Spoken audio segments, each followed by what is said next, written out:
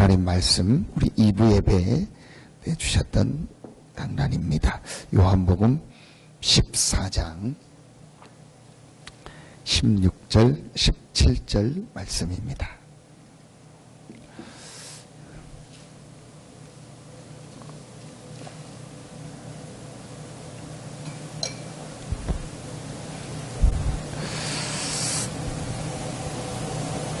요한복음 14장 16절 17절입니다. 우리 같이 한 목소리로 합독하겠습니다. 내가 아버지께 구하겠으니 그가 또 다른 보혜사를 너희에게 주사 영원토록 너희와 함께 있게 하리니 그는 진리의 영이라 세상은 능히 그를 받지 못하나니 이는 그를 보지도 못하고 알지도 못함이라. 그러나 너희는 그를 아나니 그는 너희와 함께 거하시며 또 너희 속에 계시겠습니다. 아멘. 신앙생활에 단계가 있는 건 아니지만 이렇게 우리가 신앙생활 하는데 참된 하나님의 응답, 축복 속으로 들어가는 그런 과정, 그걸 단계라고 표현해도 되고요. 한 3가지 정도 이런 과정들이 있더라고요. 3가지 단계라고 표현해도 되는데요.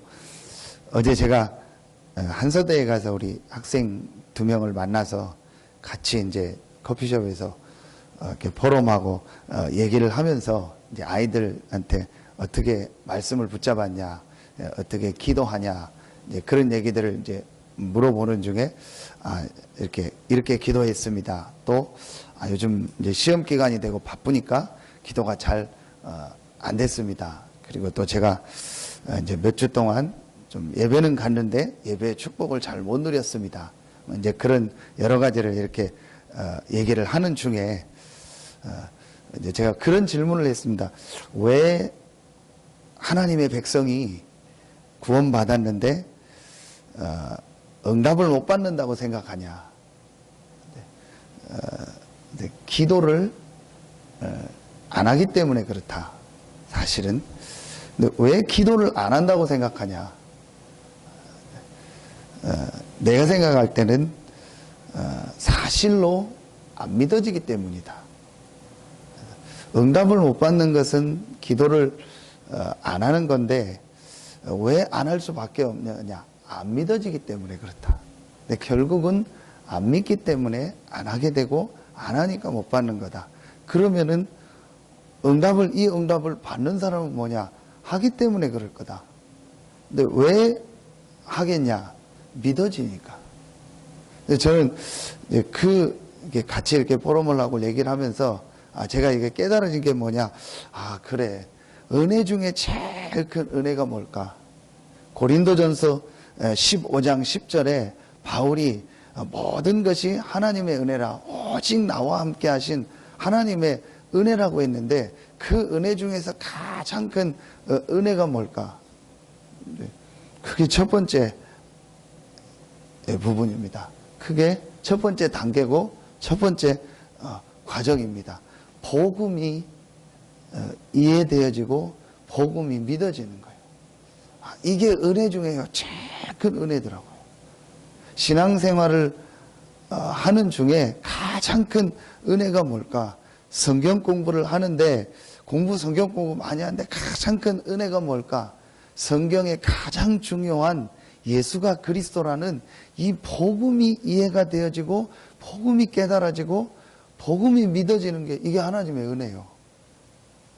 근데 제가 이렇게 성도들 만나보니까 단 한 사람도 이렇게 하나님을 안 믿어야지 신앙생활을 안 해야지 그런 마음은 없어요. 다 막 믿으려고 하고 신앙생활 잘 하려고 하고 잘 헌신하고 싶고 다 그런 마음이에요. 사실은 다 좋은 중심이죠. 이제 그런데 잘 안 된다 이렇게 이제 얘기하는 분들이 많이 있더라고요. 그런데 그럴 수밖에 없고 이해가 되는 게 그게 마음대로 안 되잖아요. 내가 안 된다고 할 때는 내가 뭘 못해서 안 되는 것도 있지만 사실은 나도 내 마음이 잘 안 된다. 나도 잘하고 싶은데 잘 안 된다. 그런 표현이거든요. 근데 그게 내 마음대로 안 되잖아요. 그래서 저는 정말 은혜 중에 은혜가 뭐냐, 내가 이 복음을 듣고 복음이 정말 이해되어지고 복음이 깨달아지고 복음이 믿어지는 거다. 그래서 베드로에게 예수님이 뭐라고 했냐, 바요나 시몬아 내가 복이 있도다. 이를 알게 한 이는 혈육이 아니요 하늘에 계신 내 아버지시니라. 베드로가 예수는 그리스도라고 고백했는데, 살아계신 하나님의 아들이라고 고백했는데, 그게 내가 한 것이 아니고 하늘에 계신 내 아버지께서 하게 하시고 깨닫게 하신 거다. 한마디로 뭐죠? 하나님의 은혜다. 그래서 저는 제일 큰 은혜가 복음을 체험하고 나니까 진짜 내가 복음이 이해되고 깨달아진 게 은혜 중에 은혜다. 성경 공부를 그렇게 많이 하는데요, 복음이 이해가 안 된 사람들이 너무 많아요. 신앙생활은 많이 하고 오래 했는데 다 알고 다 이해가 되는데 한 가지가 이해가 안 되는 거죠. 복음이 이해가 안 돼요. 여러분, 그 말은 사실은 가장 중요한 부분을 지금 놓치고 있다는 거예요. 하나님이 성경에 가장 중요한 약속이 뭐죠? 그리스도를 보낼 겁니다. 인생의 문제 해결하는 답으로, 정답으로, 해답으로 내가 여자의 우선 그리스도를 보낼 것이다. 그 그리스도가 오셔서 너희의 문제를 다 해결할 것이다. 그게 성경의 가장 중요한 내용인데 그 부분이 안 믿어지고 이해가 안 간다. 거기에 대한 은혜가 없다. 거기에 대한 기쁨과 감사가 없다. 사실은 가장 중요한 부분. 근데 다른 건 내가 못하겠는데 그 부분이 깨달아지고 은혜가 된다. 사실은 모든 게 되어지는 거예요. 저는 그래서 제일 큰 제가 하나님의 은혜가 이 복음이 다 이해가 되고 복음이 믿어지고 복음이 깨달아지는 거예요. 이게 사실은요 1단계입니다. 두 번째 단계, 두 번째 과정이라고 할까요? 오늘 주셨던 말씀입니다. 이 복음 받은 나에게 주신 놀라운 축복이 있구나. 그 축복이 많이 있지만 우리가 7가지 축복으로 정리도 하고 하지만 거기에 가장 핵심이 뭐냐? 이번 2부에 주셨던 하나님이 성령으로 나와 함께한다. 여러분들 이것도요 하나님의 은혜더라고요. 하나님의 은혜로 이게 믿어지더라고요. 오늘 17절에 보니까 그는 진리의 영이라 세상은 능히 그를 받지 못하는, 진리가 뭐죠? 그리스도의 영이라는 거예요. 그리스도가 믿어지고 그리스도를 고백하고 영접한 자에게 임하는 영이라는 거예요. 그러니까 세상은 능히 그를 받지 못하는 거예요. 세상의 것을 가지고는 이 성령이 함께하는 축복을 받을 수 없다는 거예요. 그러면서 이는 그를 보지도 못하고 알지도 못함이라. 그렇죠. 당연히 이 눈에 안 보이는 하나님의 영이니까 보지도 못하고 알지도 못하죠. 그러나 너희는 그를 아나니 그는 너희와 함께 거하시며 또 너희 속에 계시겠습니다. 예수를 그리스도로 믿고 고백한 너희는 그를 아나니 그는 너희와 함께 거하시며 또 너희 속에 계시겠습니다. 이게 믿어지더라고요. 하나님의 은혜다. 왜 안 할까요? 안 믿어지니까. 사실은 안 믿어지는 거예요. 그래서 야고보서 2장 26절에 보면 그 유명한 우리 구절이 있지 않습니까? 영혼이 없는 몸이 죽은 것 같이 행함이 없는 믿음은 죽은 믿음이다 그럽니다. 그 말은 저는 사실은 행함을 강조하는 게 아닙니다. 그래서 루터는 야고보서를 뭐라고까지 얘기하냐, 지푸라기 서신이다. 왜냐, 행함을 자꾸 강조하니까 그렇게까지 표현을 했는데, 저는 그 야고보서를 읽어보면서 야고보서가요 행함을 강조하는 게 아닙니다. 믿음을 강조하는 겁니다.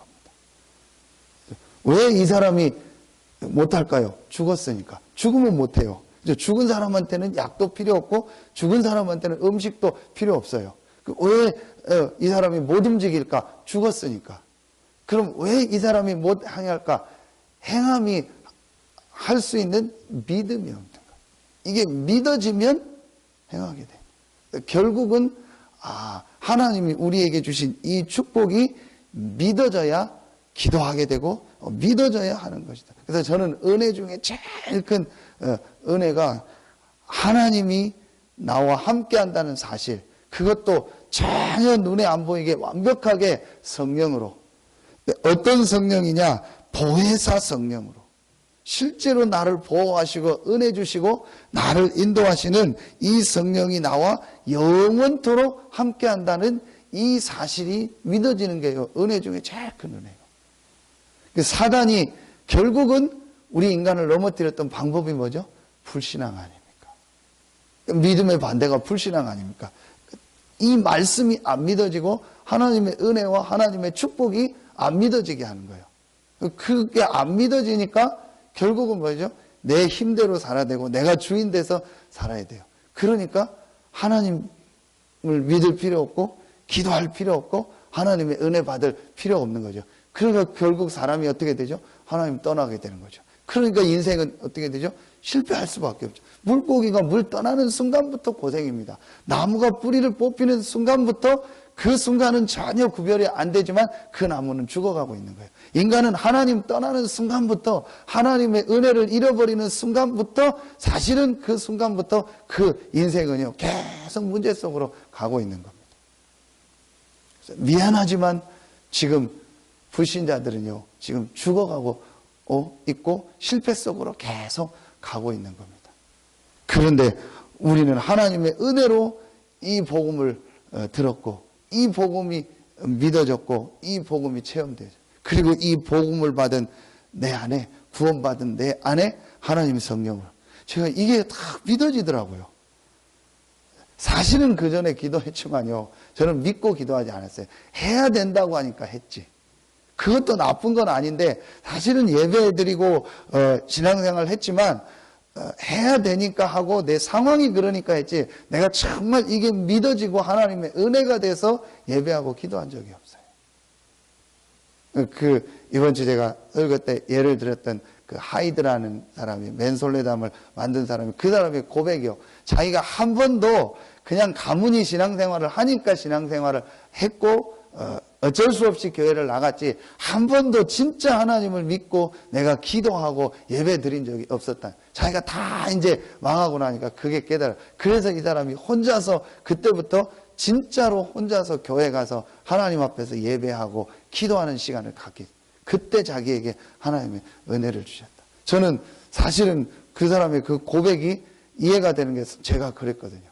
정말로 하나님의 이 은혜가 깨달아지고 하나님이 나와 함께 한다는 게 믿어져서 내가 이 축복을 누리는 시간을 가져본 적이 있었냐? 사실은 없었어요. 내가 어려우니까 막 그거 해결하려고 하고 또 목회자니까 해야 되니까 했는 거지 내가 정말 인간의 근본을 깨닫고 복음을 알고 하나님 앞에서 내 인생을 놓고 정말 하나님과 이 1대1로 서는 진짜 하나님을 믿고서는 그 시간이 없었어요. 여러분 사실은요 우리가 같이 모여서 예배하는 굉장한 축복이 있지만 그 축복 속에서 내 믿음은요 하나님 앞에 혼자 서는 겁니다. 그렇지 않으면 어떻게 되냐? 사람을 의식하는 형식적 믿음이 돼요. 모임이 있으니까 내가 하고 내가 직분이 있으니까 하고 남들이 있으니까 내가 믿는 것처럼 하지 잘못하면은요 진짜 내가 하나님을 믿는 믿음을 없이 예배하고 신앙생활 할 경우가 굉장히 많아요. 사실은 제가 그랬어요. 그런데 하나님의 은혜를요 복음이 딱 이해되니까 제일 제게 오는 은혜가 뭐냐? 하나님이 분명히 눈에 안 보이게 나와 함께 하신다. 이게 딱 믿어지는 거죠. 그 성경을 보니까요 성경에 전부 그 약속이요. 지난 수요 예배 세 가지 약속에 대해서 얘기했는데요 성경의 가장 중요한 약속이 내가 그리스도를 보낼 것이다. 그리고 이 그리스도가 와서 너희 문제를 해결할 건데 이 그리스도를 믿는 너희 안에 내가 영으로 함께 하실 거죠. 그래서 성경의 모든 인물들이요 한 명도 응답받은 인물들이 빠짐없이 이 사실을 알고 있었던 거예요. 구약의 모든 인물들을 오실 메시아 그리스도를 딱 알고 있었어요. 그 오실 메시아 여자의 우선 그리스도를 붙잡고 있는 그 그리스도를 믿고 있는, 그 사실을 믿고 있는 내 안에 하나님이 함께 하신다. 그 성경의 모든 인물들이요, 이 사실을 실제로 믿은 거예요. 근데 그게 하나님의 은혜죠. 아무리 생각해도 하나님의 은혜요, 안 믿어지는 데는 어쩔 수 없잖아요. 그렇죠. 저는 그 말이 이해가 가더라고요. 어떡하냐, 안 믿어지는데. 어떡합니까? 안 믿어지는데. 그래, 그걸 억지로 할 수는 없다. 은혜 중에 제일 큰 은혜가 이게 믿어지는. 그리고 이제 세 번째, 그때 이제 세 번째 단계 과정, 세 번째 게 제게 딱 되어지기 시작하더라고요. 조금. 좀 전에 얘기했던 그 부분입니다. 기도가 되어지더라고요. 근데 사실은 이게 이제 신앙생활에서 응답받는 단계인데 이게 동시에 되어질 수도 있죠. 이 축복이 은혜로 깨달아지니까 이제 기도가 되어진다 이전에 이상하게 기도하고 싶다라는 마음이 자꾸 드는 거예요. 내가 기도하고 싶다.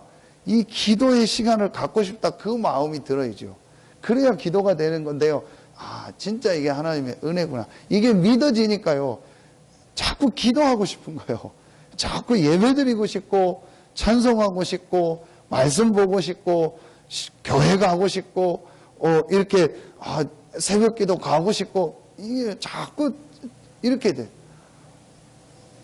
그래서 오늘 이 말씀과 또 기도첩에도 보니까 에베소서 5장 18절에 오직 성령으로 충만함을 받으라. 이 기도 제목이 이해가 되어지고 내가 이 축복 속으로 들어가야겠다. 이게요 믿어지는 거죠. 그래서 내가 정말 성령 충만의 이 비밀을 누리는 이 기도의 축복 속으로 들어가야겠다. 그런 마음이 자꾸 들고, 그러니까 뭐 어떤 식으로 하든 내 나름대로 내가 이 시간을 갖게 되고 그 속에서요 행복을 얻게 되는 거죠. 이렇게 과정을 거치니까 그 다음부터 이제 이렇게 조금 제 삶이 뭐라고 해야 될까요? 이렇게 좀 안정이 된다고 해야 될까요? 제 삶이 이렇게 평안해지면서 이렇게 반석 위에 선다라는 그런 이렇게 이제 표현을 하는데, 그렇게 이렇게 되어진다는 게 느껴지더라고요. 그 전에는 사실은 제가 하기는 하는데 뭔가 모르게 좀 그랬고, 뭔가 모르게 오르락내리락 하고 그런 부분이 사실은 있었는데, 이제 그때부터 제가 이렇게 하나님의 응답 축복 속으로 쭉 이제 계속 들어가는 시간표가 오더라고요. 그래서 결국은 이 기도가 내게 행복해지는데, 언제 기도가 행복해지고 기도가 되어지기 시작됐냐? 하나님이 성령으로 나와 함께 하신다. 근데 언제 이게 제게 믿어지기 시작했냐? 복음이 이해되고 체험되어질 때. 그래서 제가 정말 우리 성도들에게 이 복음이 이해되고 복음이 체험되도록 도와줘야겠구나. 이게 체험되어지고 이해되어지면은 제가 단계로 표현했지만 사실은 자동적으로 하나님이 나와 함께 한다는 축복이 믿어지고, 이 축복이 믿어지니까 내가 이 축복을 누리는 기도의 시간을 가져야겠다. 이렇게 되어지더라고요. 그러니까 기도하니까 자꾸 하나님의 은혜가 임하고 하나님의 축복이 누려지니까 내 체질이 이렇게 바뀌어지기 시작하더라고요. 정확하게 표현을 하면 바뀐 건 아니에요. 체질은 그대로 있는데 그 체질이 내게 영향을 안 미쳐요. 정확하게 말하면 각인이 바뀐지 않아요. 각인은 바뀌어지지 않습니다. 죽기 전까지는요. 그리고 내 안에 뿌리 내린 거는 바뀌어지지 않습니다. 이미 뿌리 내렸기 때문에 그 각인되고 뿌리 내고 체질된 게 내 인생에 영향을 안 미치는 거예요. 전에는 그게 자꾸 내 삶에 영향을 미쳤고 그게 내 삶을 자꾸 끌고 갔는데, 내가 이 축복을 회복하고 이 축복 누리는 오직 성령 충만이라. 그래서 오늘 기도처 말씀이 맞다.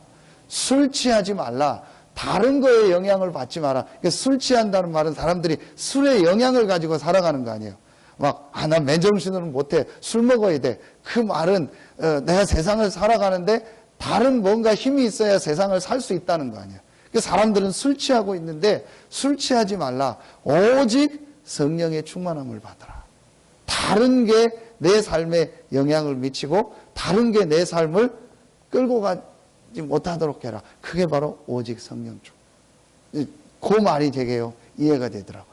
내 안에 뿌리 내리고 각인된 거, 체질된 거는 바뀌는 게 아니다. 그게 내 삶에 영향을 못 미치는 거다.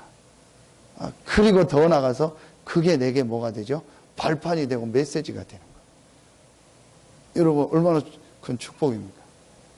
그래서 오늘도 여러분이요 이 아침 시간에 짧은 시간이지만 정말 하나님이 우리에게 주신 이 은혜, 복음에 대한 감사와 기쁨, 그리고 이 복음 안에서 주신 최고의 축복, 누구도 뺏어갈 수 없는 축복, 어떤 문제, 어떤 사건 속에서도 없어지지 않는 축복, 로마서 8장 31절, 그 어떤 것도 그리스도 예수 안에 있는 하나님의 사랑에서 뺏을 수 없다. 하나님이 나와 함께 하시는 보혜사 성령이 나와 함께 하는 축복, 이 축복을 내가 실제로 누리는 기도의 시간.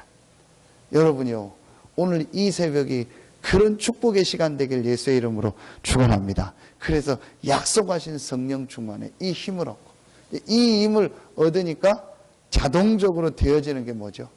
전도가 돼.